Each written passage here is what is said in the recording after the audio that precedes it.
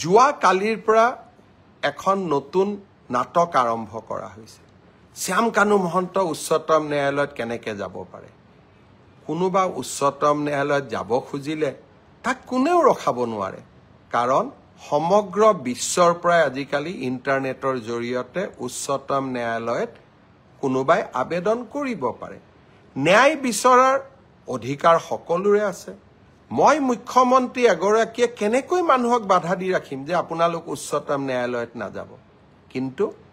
উচ্চতম ন্যায়ালয়ত শ্যাম কানু মহন্তই কি আবেদন কৰিলে যে অসম পুলিচৰ ওপৰত মোৰ বিশ্বাস নাই এছআইটিৰ ওপৰত মোৰ বিশ্বাস নাই ৰাজ্যখনৰ টপ এক্সিকিউটিভ অৰ্থাৎ মুখ্যমন্ত্ৰীৰ ওপৰত মোক বিশ্বাস নাই মোক কাক লাগে মোক সিবিআইক লাগে এই কথাখিনিয়ে যোৱা 5 দিন আগৰ পৰা কোনে কৈ আহিছে অখিল গগৈ ডাঙৰীয়াই মোক লিখিতভাৱে জনাইছে যে অসম পুলিচৰ ওপৰত মোৰ আস্থা নাই মুখ্যমন্ত্ৰীৰ ওপৰত মোৰ আস্থা নাই সিবিআইত এই তদন্ত দিব লাগে দেৱব্ৰত শইকীয়াই লিখিলে ৰাষ্ট্ৰপতি যে এই তদন্ত সিবিআইক দিব লাগে আৰু এতিয়া শ্যাম কানু মহন্তই লিখিলে যে এই তদন্ত সিবিআইক দিব লাগে এয়া কাকতলীয়া সংযোগ নে এয়া এক প্ৰকাৰ ষড়যন্ত্ৰ তাক মই নাজানো কিন্তু শ্যাম কানু মহন্ত অখিল গগৈ দেৱব্ৰত শইকীয়া কোনেও অসম পুলিচক বিশ্বাস নকৰে কিন্তু এই অসম পুলিচে আজি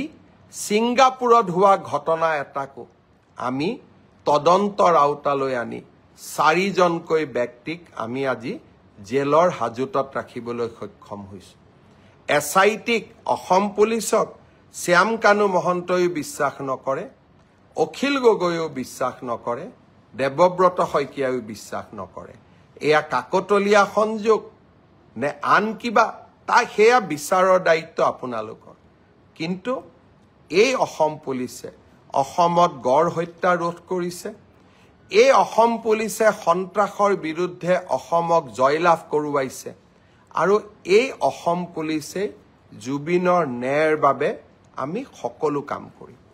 এই কেইটা দিনত কেইজনমান ব্যক্তিয়ে অসম পুলিচে ক'ত ভুল কৰিছে তাক লিখিব আৰম্ভ কৰিছে